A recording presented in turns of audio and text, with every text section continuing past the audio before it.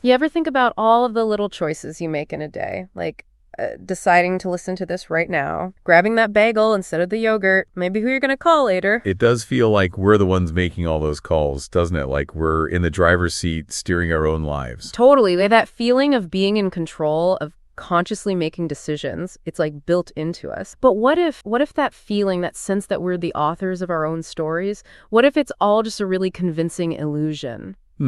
Bit unsettling to think about, isn't it? That every decision we make, big or small, might already be set in motion by things totally outside our awareness. Our biology, how we were raised, a whole bunch of unconscious factors we didn't even see coming. Yeah, it really makes you reconsider things. And this isn't just some abstract philosophical debate either. I mean, this goes straight to the heart of how we see ourselves. It impacts how we understand responsibility when things go wrong, right? Or even when we screw up. Morality, our sense of right and wrong, that's all tied up in this too. Absolutely. It changes how we look at achievement as well.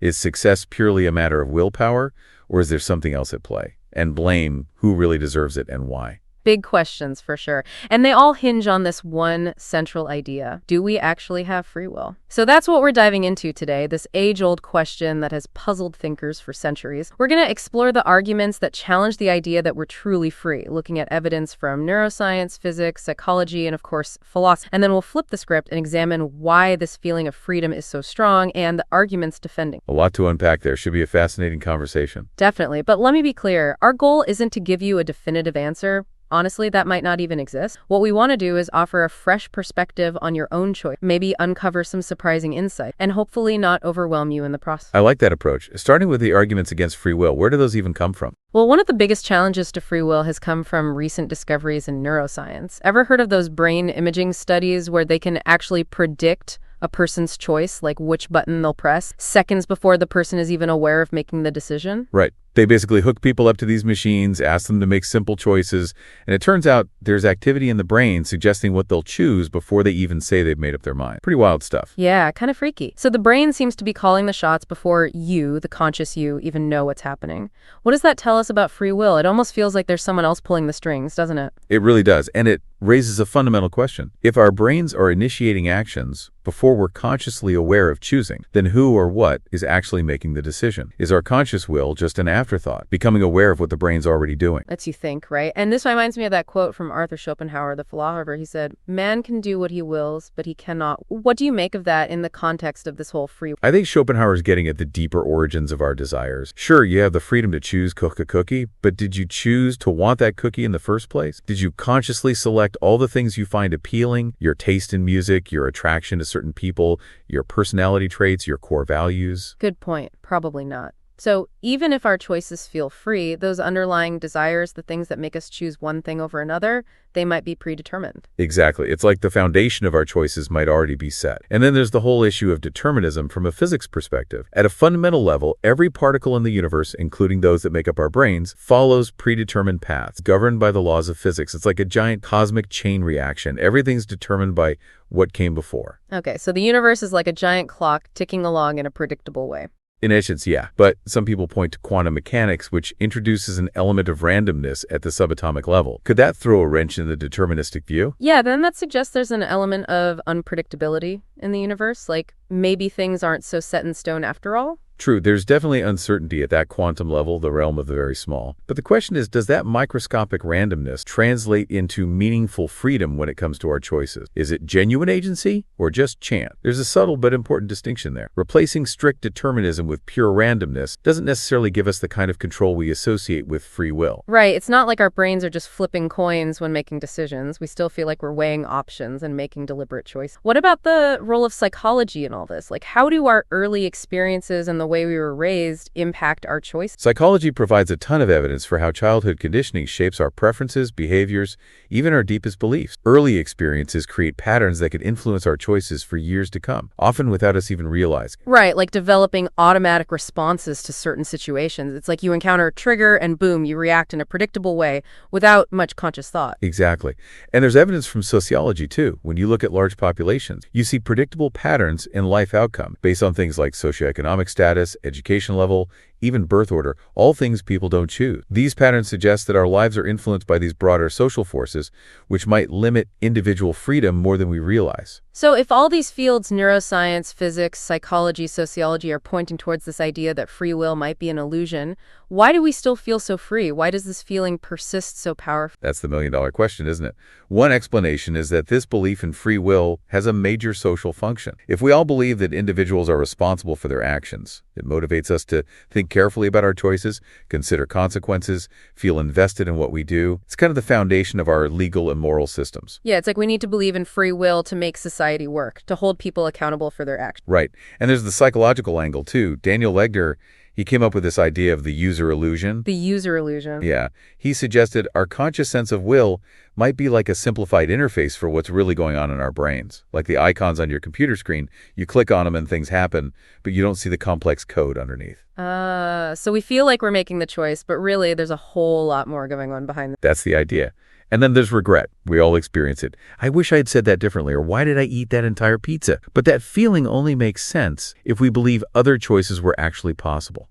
If our actions are basically predetermined, then that regret wouldn't make much sense, would it? Right. If we were always going to make that choice, why would we regret it? It's like we instinctively feel like we could have done something different. So this feeling of freedom, even if it's an illusion, it seems to serve some pretty important social and psychological functions. But as we said, there are definitely counterarguments. People who think free will. For sure. A lot of people find this deterministic view pretty unsettled. So let's look at some of the key thinkers and arguments on the side of free will. Yeah, let's dive into that. Who are some of the big names in that camp? Well, one influential figure is Robert Caine, a philosopher who argues for what's called libertarian free will. He believed that in those crucial moments in our lives, the big decisions, the moral struggles, our actions aren't actually predetermined. He proposes that there's some wiggle room, some indeterminacy at the neural level that makes genuine choice possible. So when you're really grappling with a decision, it's not just a pre-programmed response playing out in your brain. That's what Caine argues. He suggests that in those instances, there's an element of chance involved, and that this chance, combined with our conscious deliberation, allows us to genuinely author our actions. So think about a time in your life when you were at a crossroads, faced with a really difficult choice. Caine would say that in those moments, real freedom is possible. That resonates with how those moments feel, right? Like you're actively weighing the options, not just blindly following a script. What other perspectives support free? Phenomenology is another interesting one. This school of thought, championed by thinkers like Maurice Merleau-Ponty, emphasizes the importance of lived experience. They argue that our direct experience of making choices isn't just some superficial illusion. It reveals something fundamental about what it means to be human.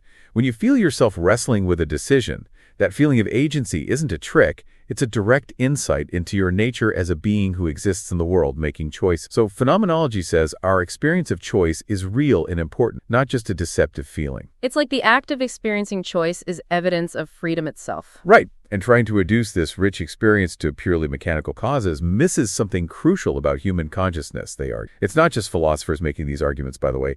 Neuroscientists like Peter Tia have brought the concept of neuroplasticity into the conversation. Neuroplasticity, that's the brain's ability to rewire itself, right? To form new connections based on experiences. How does that tie into free will? Well, Thea argues that neuroplasticity creates what he calls recursive causation. Our past choices and experiences change the physical structure of our brain, which then influences how we respond to future situations. So you're not just a product of your past, you're also shaped by how you've chosen to react to those past experiences. Think about how all your choices, even the small ones, have led you to where you are today. It's a constant back and forth where our choices actually shape the possibilities for our future. That's fascinating. And then there's existentialism. Jean-Paul Sartre, the famous existentialist, said, existence precedes ethos, meaning humans aren't born with a fixed nature or purpose. We create ourselves through our choice. And for him, that anxiety we feel when facing tough decisions, that's not a sign of being trapped. It's actually proof of our freedom. Yeah, Sartre believed we're condemned to be free, constantly forced to choose even when there's no clear right answer. We have to take full responsibility for those choices, even without any predetermined meaning or guidance. So those moments where you feel the weight of a decision, that's not a burden. It's actually a sign of your freedom. That's the existentialist view, yeah. And there's Viktor Frankl, the psychiatrist who survived the Holocaust. He wrote, "Between stimulus and response, there is a space. In that space is our power to choose our response. In our response lies our growth and our freedom." Talk about finding meaning and freedom in the toughest circumstances imaginable. Absolutely. Even in a concentration camp, he saw people choosing their attitude, their internal response to unimaginable horrors. Powerful stuff. It's like Even when your external options are limited, there's still a kind of internal freedom we can tap into. Frankel's insights really highlight that. And then there's epigenetic. We're noting that environmental factors and our behaviors can actually change how our genes are expressed. And these changes can sometimes be passed down to future generations. Whoa, so my choices today could affect my grandkids. That's pretty mind. It is. It shows that our choices might have consequences that reach far beyond our own lifespan. It also suggests a more complex interplay between our biology and our agency. Think about someone with a genetic predisposition for a certain disease. Their choices about diet, exercise, stress management can all influence whether that gene actually expresses itself. Isn't that a powerful form of freedom, operating within those genetic constraints? It really complicates the whole nature versus nurture debate. And what about some of the more out there ideas, like the connection between quantum physics and consciousness? Yes. Some physicists and philosophers have explored the idea that quantum effects in the brain might allow consciousness to influence things beyond what classical physics would predict. It's still pretty speculative, but it highlights that our understanding of consciousness and causation is still evolving. There's a lot we don't know yet. So much to discover, right? And then there's compatibilism. This is the view that tries to reconcile free will with determinism. Right. Thinkers like David Hume and Daniel Dennett argue that free will isn't about escaping the chain of causation entirely. It's about our actions flowing from our genuine desires and reasoning without being coerced by external forces. Basically, freedom isn't about being uncaused. It's about the right kind of cause. Okay, so if I want a cup of coffee and make one, that's a free action, even if the desire for coffee was caused by something else. Exactly. Dennett calls this free will worth having. It's about having a meaningful level of control over our action. Even if our personality and values were shaped by things we didn't choose, if our actions line up with those values and are the result of our own reasoning, then they're considered free in a morally relevant sense. It's like you're still responsible for your choices, even if those choices are ultimately the product of a long chain of causes. That makes sense. And it aligns with how we actually experience decision-making, right? Another interesting perspective comes from Michael Kazanika, who argues that while our brains might be physical systems, we as persons exist at a different level. You mean like a social level? Exactly. He says that responsibility and accountability are social constructs, not just properties of our brain. So even if our brains are determined, the way we interact and hold each other accountable creates this space for responsibility. It helps explain why even determinists live their lives as if choices matter. They still deliberate, feel regret, and judge others' actions. It's like, regardless of what's happening at the neural level, we function in the world as if we have free will. There's a philosopher, P.F. Strawson, who made a similar argument. He said, our tendency to hold each other responsible isn't based on abstract philosophical theories. It's rooted in our natural emotional response. Like, we feel resentment when someone wrongs us, gratitude when someone is kind. These reactions form the basis of our moral framework, regardless of whether we have some ultimate free will or not. Absolutely. It's like we're hardwired to see each other as agents who make choices, even if intellectually we might question whether that agency is real. And it's worth noting that we often have two ways of understanding behavior: mechanistically, looking for causes, and intentionally focusing on reasons and goals. Both offer valuable insights, and trying to reduce one to the other might miss the bigger picture. So all this talk about free will is fascinating, but does it actually change anything for how we live our lives? Even if the answer remains a mystery, does wrestling with this question have any practical implications? I think it definitely can. For one, it can lead to more compassion. Understanding just how many factors influence behavior, from genetics and upbringing to social circumstances and unconscious biases, can help us soften our judgments, both of ourselves and others. When you see someone acting in a way you don't understand, maybe instead of judging, you can try to see the web of influences that might have led them to that point.